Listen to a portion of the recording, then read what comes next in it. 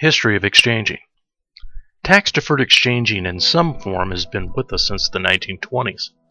However, the difficulty associated with completing an exchange up until the late 70s was related to those issues which arose around having to complete every transaction simultaneously. That's right, up until the case law arising from the Starker decisions, every exchange had to be done where all the transfers were completed on the same day. Not an easy task at all. But what happened with the Starker situation was this.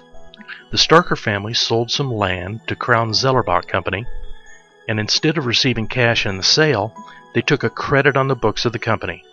Then, over the course of a few years, as the Starker family found a replacement property they wanted, Crown Zellerbach would buy it and have it deeded to the Starkers and applied against this credit.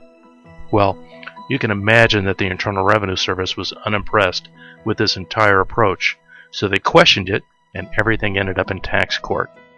But interestingly enough, what arose from the proceedings was that the delayed exchange concept was upheld. Granted, not all of the Starker transfers were found to be compliant, but enough were so that for the period between the Starker case law rulings and 1984, delayed exchanges could actually be completed legitimately in the circuit which heard the case.